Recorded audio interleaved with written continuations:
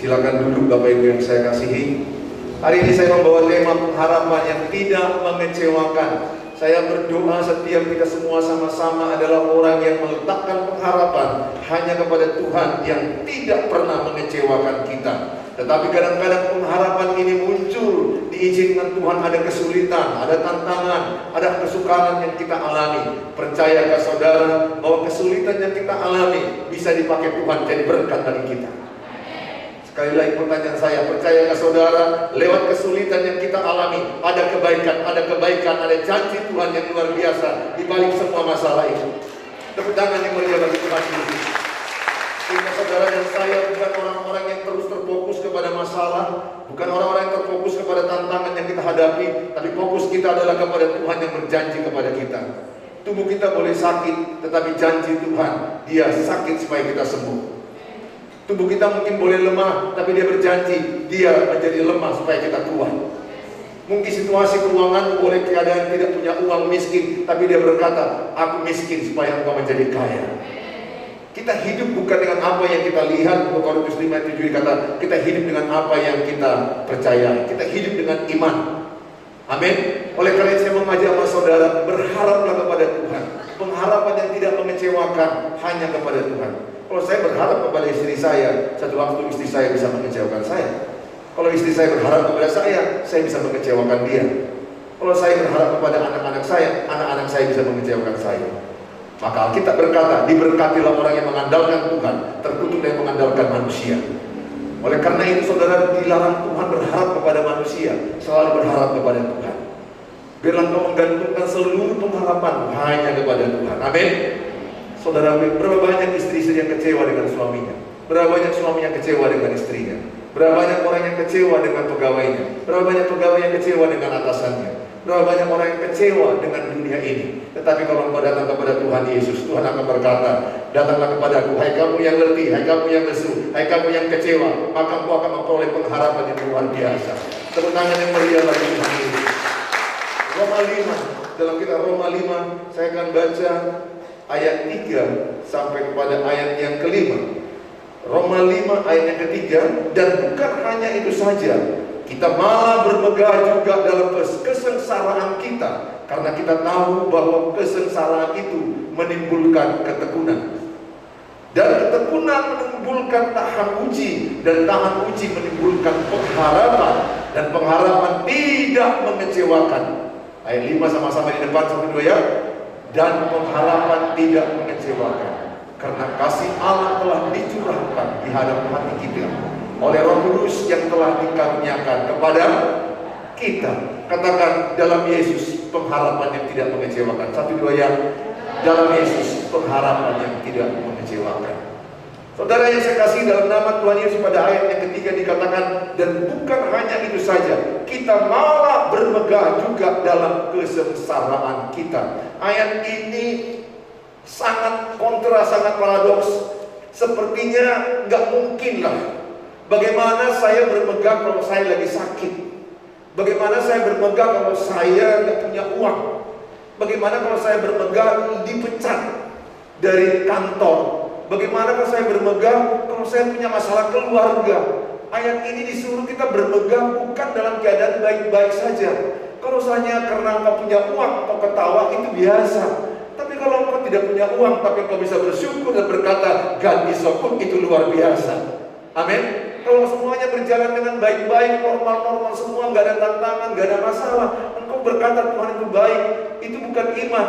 Tapi iman itu adalah pada saat engkau mengalami kesulitan, saat engkau mengalami penolakan, saat engkau mengalami sakit penyakit, saat engkau mengalami kekurangan, saat engkau mengalami persoalan, engkau berkata, Tuhan itu baik, itu baru iman yang luar biasa. Oleh karena itu, izinkan Tuhan memakai kesulitan untuk membawa kita kepada rencana Tuhan. Izinkan Tuhan memakai kita dalam hal kesengsaraan, dalam hal tantangan yang kadang-kadang kita tidak mau, tapi Tuhan berkata, Allah turut bekerja dalam segala perkara mendatangkan kebaikan. Itu Roma 8 ayat 28 sangat tepat untuk kita pegang di masa-masa ini, supaya kita jangan berfokus kapan masalah ini selesai. Kalau kita berpikir bagaimana masalah selesai, itu tidak akan selesai. Tapi berfokuslah kepada siapa Tuhan yang menyertai, siapa engkau di hadapan Tuhan. Engkau adalah anak raja di atas segala raja. Engkau adalah anak Tuhan yang luar biasa.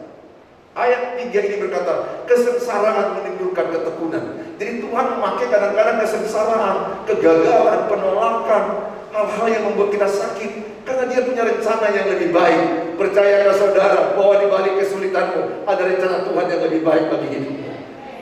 Tomorrow better than today. Selalu ada yang lebih baik yang Tuhan sediakan kepada kita. Kesengsaraan mendatangkan ketekunan, ketekunan mendatangkan tahan uji, tahan uji mendatangkan pengharapan, pengharapan yang tidak mengecewakan, karena Roh Kudus telah dicurahkan kepada kita.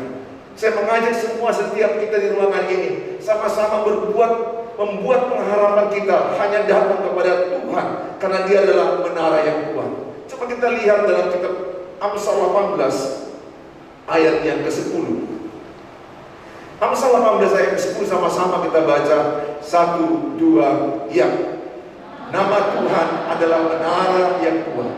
Kesanalah orang benar berlari dan ia menjadi selamat. Ayat ini jelas berkata, nama Tuhan adalah menara yang kuat. Sebagaimanapun engkau lemahnya, kalau kau datang kepada Tuhan, engkau akan menjadi kuat. Mungkin dalam situasi tertentu kita pernah lemah. Apakah saudara dan saya pernah lemah? Kita pernah lemah, kalau jujur kita pernah mengalami yang namanya lemah dalam menghadapi situasi hidup yang gak siap-siap, masalah yang gak siap-siap, masalah yang satu belum siap, masalah yang kedua sudah datang, masalah yang kedua belum siap, masalah yang ketiga sudah datang. Kadang-kadang 5 masalah sekali datang dalam waktu yang sama, yang kadang-kadang kita merasa kita burn out, kita letih, kita lesu, kita beban berat. Tapi Tuhan berkata, marilah kepada baik kamu yang letih, yang beban berat, maka aku akan berikan kelegaan kepadamu. Saudara, Nabi pun bisa mengalami keletihan. Manusia semuanya bisa mengalami kelesuhan. Tidak ada orang yang kuat, tidak ada orang yang hebat. Saudara, di zaman yang sekarang ini, orang bisa mengalami yang namanya suicide, mati bunuh diri. Karena apa? Karena mereka mengalami keletihan dalam hidup, kelesuhan dalam hidup. Belum lagi masalah pernikahan yang tidak siap-siap. Masalah yang pandemik ini bukan hanya masalah pandemik, tapi ini bisa berakibat masalah keluarga, masalah ekonomi, masalah pekerjaan, masalah kesehatan. Banyak hal yang menjadi masalah. Tapi saudara, saya mau katakan kepada saudara, bagaimanapun beratnya masalah yang kita alami, Tuhan ada. Dia berkata, Dialah menara yang kuat. Kalau kita datang kepada Tuhan yang adalah menara yang kuat, kesanalah orang benar berlari, maka ia akan menjadi selamat.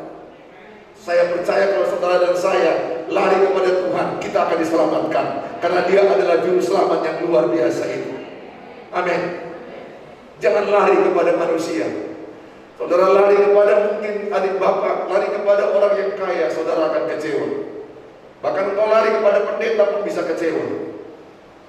Engkau lari kepada manusia, engkau bisa kecewa. Tapi kalau engkau lari kepada Tuhan, saya percaya air matamu akan berubah menjadi tari-tarian. Engkau akan mengalami sukacita yang luar biasa.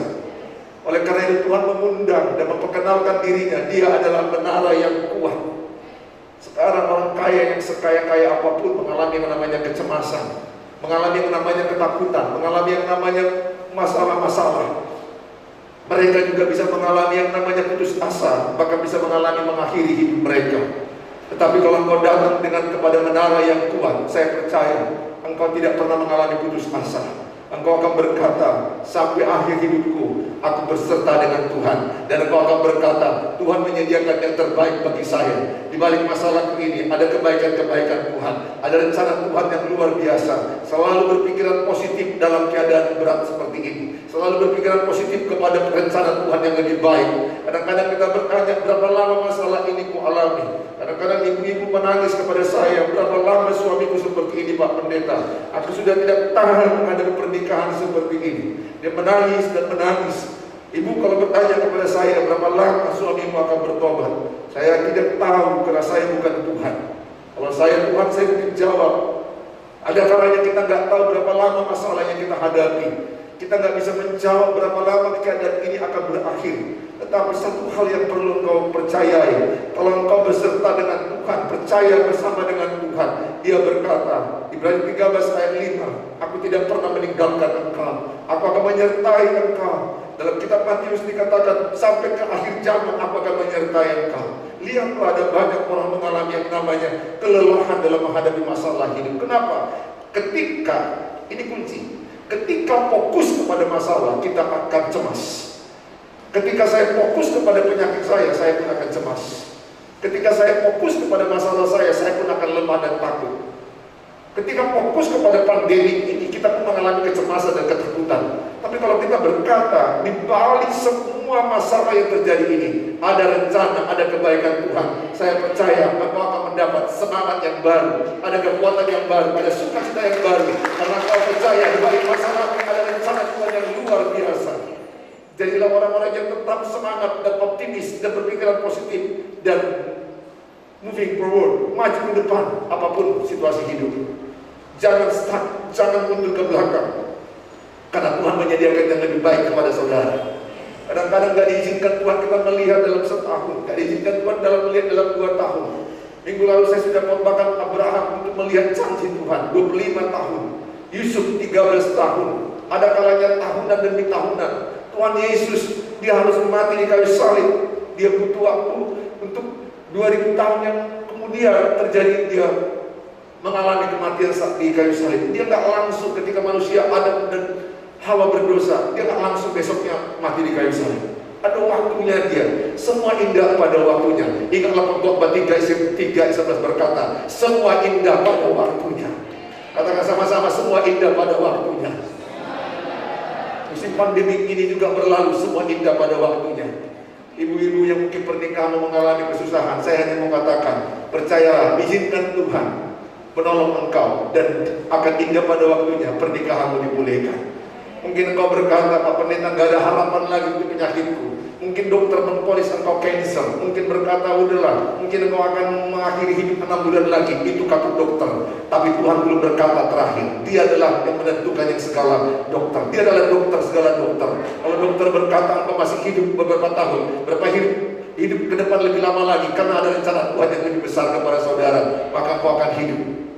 Saudara yang saya kasihi, saya akan membawa cerita sedikit dalam kitab 1 Samuel pasal 17 ayat yang ke-11 saja. Saya akan ceritakan hanya sedikit perikop ini, saya ulang-ulangi bagaimana Daud mengalami perang dengan Goliat. Goliat itu menggambarkan musuh yang kita alami, tantangan yang kita hadapi, masalah yang kita hadapi. Setiap kita mungkin punya Goliat-Goliat di bidang kita masing-masing. Daud, kalau kita lihat dalam 1 Samuel pasal yang ke-17 ayat yang ke-11, bila saya akan buka, dan saudara tahu bagaimana mereka mengalami yang namanya kecemasan, ketakutan. Sama-sama kita baca 1, 2, ya. Ketika Saul dan segenap orang Israel mendengar perkataan orang Filistin ini, maka cemaslah hati mereka dan sangat ketakutan. Tahukah saudara, peperangan itu bukan di luar, peperangan itu ada di otak kita. Sering masalah itu ada di dalam pikiran kita. Yang terjadi kepada orang Israel berperang dengan orang Filistin. Katakanlah di sini orang Filistin, di sini orang Israel. Mereka baris berbaris berhadapan-hadapan dan mereka mau bertempur, saling membunuh dan untuk menentukan kemenangan. Tiba-tiba orang Filistin, orang yang disebut adalah musuh orang Israel, yaitu namanya adalah Goliat yang dari Gat, dia tingginya 3,2 meter. Tingginya 3,2 meter. Bisa bayangkan 3,2 meter? Berapa tinggimu? Coba tanya sebelahnya, berapa tinggimu dan apa kira-kira? Kira-kira udahlah, dari bentuk tubuhnya pun udah tahu kita lebih kurang. Ya, ada yang semeter kotor ya. Atau ada yang tingginya semampai seperti tiang listrik. Nah, untunglah Tuhan itu menciptakan tinggi manusia beda-beda ya. Kalau semuanya tingginya sama, tinggi-tinggi kayak tiang listrik, dan jemuran pasti akan habis semuanya, betul nggak saudara ya? Jemuran kain pasti akan habis semua karena disikatnya habis. Tuhan itu bagus ya. Ingat, jangan bilang dia pendek, bilang dia dipadatkan Tuhan. Amin saudara. Beda ya, kok pendek kali, jangan. Bilang kau dipadatkan Tuhan. Nah saudara, ya paling pantang nanya sama cewek, kau makin gemuk, badanmu berapa? Jangan. Walaupun dia kalau lihat agak-agak sedikit berisi, bilang kau makin indah di pandangan. Nah saudara ya, karena Tuhan ciptakan badan kita bisa kempes, bisa ini. Nah saudara yang mau saya kasih dalam nama Tuhan Yesus, saya bisa bayangkan Goliat itu tingginya 3,2 meter. Sementara Daud orang Israel, dia orangnya imut-imut. Dia seorang yang tidak terlalu tinggi. Abangnya lebih hebat, namanya Eliab, Syama, Abinadab. Itu cerita pasal itu, saya bayangkan abangnya itu orangnya keren, berotot tinggi. Tapi Goliat jauh lebih tinggi sampai dia melihat, apakah kau pikir aku seekor anjing, kau bawa pentungan? Saudara, begitu hinanya orang Israel. Yang dibuat oleh Goliat adalah intimidasi. Intimidasi. 40 hari dia berteriak-teriak, kalian ini akan kalah, kalian ini akan mati, kalian ini pasti akan menjadi hamba kami, kalian gak mungkin menang. Kata-kata itu terus pagi sama sore, tiap hari terus diintimidasi.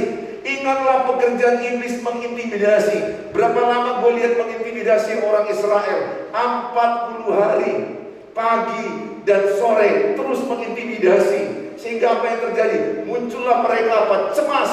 Muncullah mereka apa? Ketakutan. Kecemasan dan ketakutan itu berasal daripada iblis. Roh Allah tidak mendatangkan ketakutan kepada kita. Dalam Alkitab berkata jelas bahwa ketakutan bukan berasal daripada Allah. Ketika kita ketakutan menghadapi pandemi ini pun bukan berasal daripada Allah. Kita boleh waspada, kita boleh tetap ikuti protokol kesehatan. Tapi kalau sampai roh ketakutan menguasai kita, itu bukanlah yang berasal daripada Allah. Tuhan mau saudara tetap tenang. Nah saudara, 40 hari dan kemudian apa yang terjadi? Maka mereka semua orang Israel ketakutan, cemas.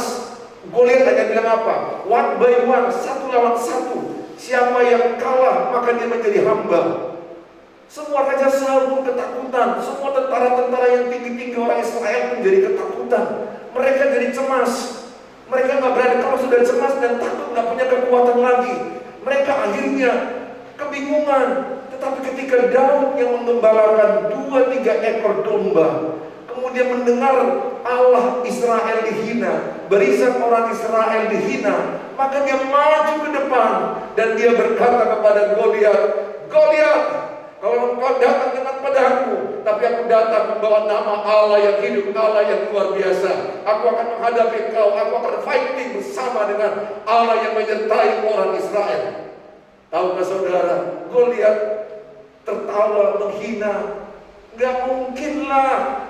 Dengar, mungkin engkau pernah mengalami intimidasi, gak mungkin kau bekerja, gak mungkin kau menikah, gak mungkin kau punya turunan, gak mungkin engkau sehat, gak mungkin engkau kaya, gak mungkin kau berhasil, masa depanmu gak mungkin cerah. Itu berasal dari iblis. Selalu engkau berkata, bagi orang percaya tidak ada yang mustahil. Markus 9:23 berkata, bagi orang percaya tidak ada yang mustahil. Lukas 1:37 berkata, bagi Allah tidak ada yang mustahil. Nothing impossible. Kalau saudara percaya bagi Tuhan tidak ada mustahil, maka apa yang kau percaya itu akan jadi bagi saudara semuanya. Tahukah saudara, akhirnya dia mengambil, yang gak mungkin, dia hanya ambil 5 batu kecil, 5 batu, kemudian 1 batu diayunkan dengan ali-alinya, kemudian kena ke jidat daripada si Goliat, dan Goliat tergeletak dan dipunggal, dan kemudian mengalami kemenangan yang luar biasa. Mungkin engkau tidak punya uang, tapi kau punya Tuhan. Tuhan sanggup menolong engkau. Mungkin engkau tidak punya kecantikan secantik orang lain, tidak sepintar orang lain. Engkau punya janji Tuhan, engkau punya firman Allah. Firman Allah akan menolong engkau. Maka saya mengatakan kepadamu, tetaplah kau percaya kepada janji Allah yang luar biasa. Apa yang tidak kau perhitungkan, di hadapan Tuhan akan diperhitungkan. Tuhan tidak melihat apa yang kau lihat. Tuhan melihat hatimu. Dia melihat hatimu yang percaya kepada Dia. Saya mengajak semua jemaat Tuhan. Situasimu mungkin berat, datanglah kepada Tuhan. Lihatlah pertolongan Tuhan di luar pemikiran. Apa yang tidak pernah kau pikirkan, apa yang tidak pernah kau dengar, apa yang tidak pernah kau lihat, apa yang tidak pernah kau rasakan dalam hatimu, akan engkau alami. Karena engkau terus bergantung kepada Tuhan. Selalu ada pertolongan dari Tuhan. Karena Tuhan sayang sama. Dia mati di kayu salib karena Dia mengasihi kita orang berdosa. Kalau nyawanya Dia berikan, saya percaya yang lain pun akan diberkati hidup. Jangan lepaskan iman. Jangan lepaskan pengharapan kepada Tuhan. Seberat apa situasimu, tetap berkata, ada Tuhan yang menyertai aku, ada Tuhan yang membela hidupku. Tepuk tangan bagi Tuhan Yesus. Hidup